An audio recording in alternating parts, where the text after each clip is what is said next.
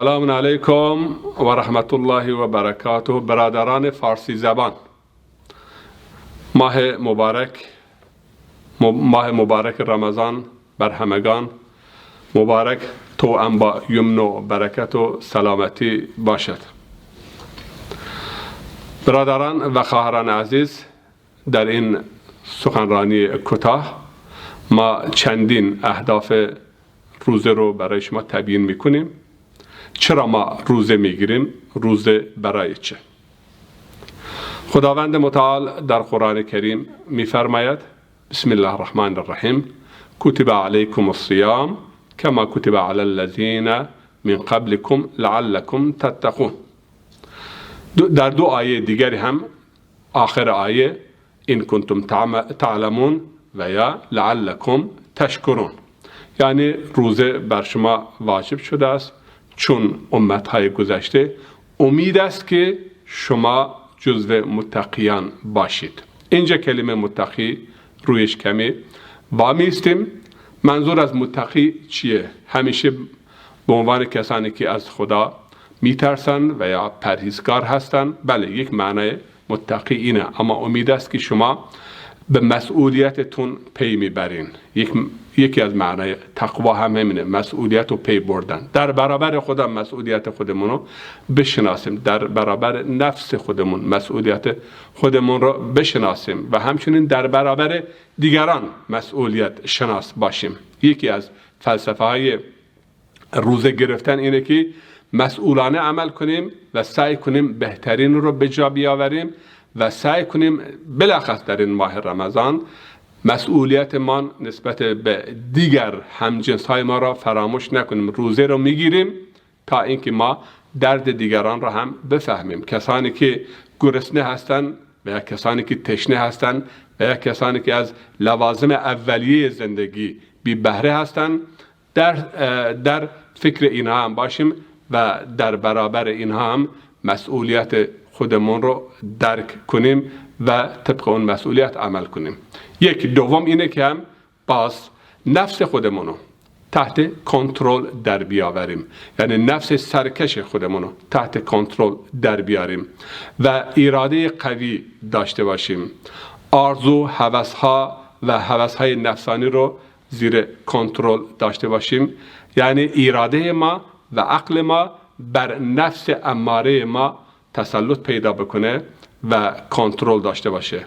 یعنی اون مکانیزم داخلی کنترل و همچنین اراده باید از طریق روزه قوی بشه. و وقتی ما یک اراده قوی داشتیم، در برابر هجمه های بیرونی و در برابر فتنه های شیطانی، چه انسی باشه چه جنی باشه، و همچنین در برابر هجمه های شهوات و گناه، یک اراده قوی میتونه یک سپر خیلی خوبی باشه و صاحب خودش رو از گناه و از حرام و از آلودگی های مادی معنوی محافظت بکنه. سومین هدف روزه چیه؟ یعنی اثبات کردن اعتقاد خودمون هست، اثبات کردن باور خودمون هست. چون به قول علامه اقبال میفرماید که لذت ایمان فزاید در عمل، نیست ایمان گر نیاید در عمل. یعنی با این عمل، با این روزه گرفتن، با این صدقه دادن و با این نجوا و دعا و نیایش، ما ایمان خودمون رو تقویت میکنیم و به منصه ظهور میرسانیم، اثبات میکنیم که ما اهل ایمان هستیم. اگر عمل نباشه، چون همون گونه که در قرآن کریم خداوند متعال فرموده است: الیه یصعد الکلم الطیب والعمل الصالح یرفعه. این کلمه طیب که کلمه توحید هست، یثبت الله الذین آمنوا فی الحیات الدنیا و فی الاخره. خداوند متعال با این کلمه طیبه اهل ایمان را در دنیا و در آخرت ثابت قدم میکنه. اما این کلمه طیبه هم محافظت شده با عمل صالح. بر بال عمل صالح کلمه توحید و یا اون ایمان ما و اون صداقت در ایمان ما به درگاه الهی وصول پیدا میکنه و راه پیدا میکنه. و یا همچنین باز در شعری هستش مولانا جلال الدین رومی میفرماید این زکات و این نماز و روزه و حج و جهاد هم گواهی دادن است از اعتقاد. این زکات و هدیه و ترک حسد هم گواهی دادن است از سر خود. یعنی اگر ما روزه میگیریم، ما نماز میخونیم، ما حج میریم، همه اینها برای این است که گواهی از درون خودمون میدیم، اعتقاد خودمون میدیم.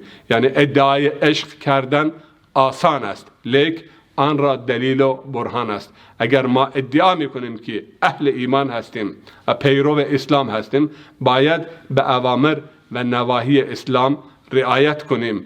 و همین روزه، حج، زکات هم برای همین است.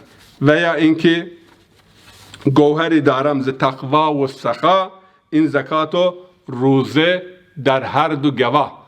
یا این زکات و روزه ما گواه دادن بر این که من اگر به دیگران دارم کمک میکنم، یعنی صدقه میدم، خمس میدم، زکات میدم، این زکات گواهی دادن بر اون گوهری که من ادعا میکنم که من اهل سخا هستم، اهل صدقه هستم، اهل کمک هستم، اهل بر و خیر هستم. خب دلیلش چیه؟ دلیلش همین تو این ماه، بالاخص در ماه مبارک رمضان مسلمان ها زکات خودشون میدن، خمس خودشون میدن و تقویم سالیانه مالیشون همون ماه رمضان است. و روزه هم اگه میگیریم به خداوند متعال عرضه میداریم که ما، عرضم به حضور شما، تقوا داریم و علامت تقوای ما همین روزه‌ای هستش که ما میگیریم و برای خدا، یعنی ساعتهای طولانی 16 ساعت 17 ساعت از خوردن، از آشامیدن پرهیز میکنیم.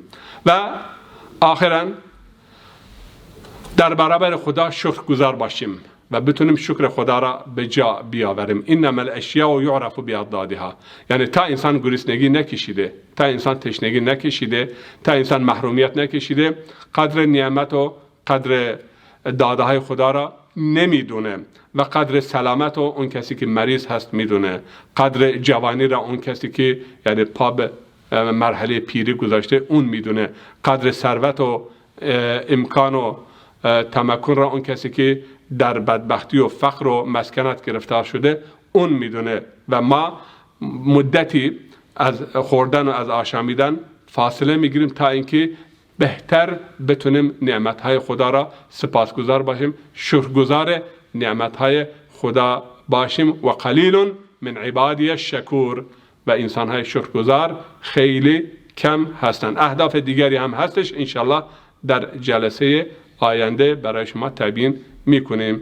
و السلام علیکم و رحمت الله و برکاته.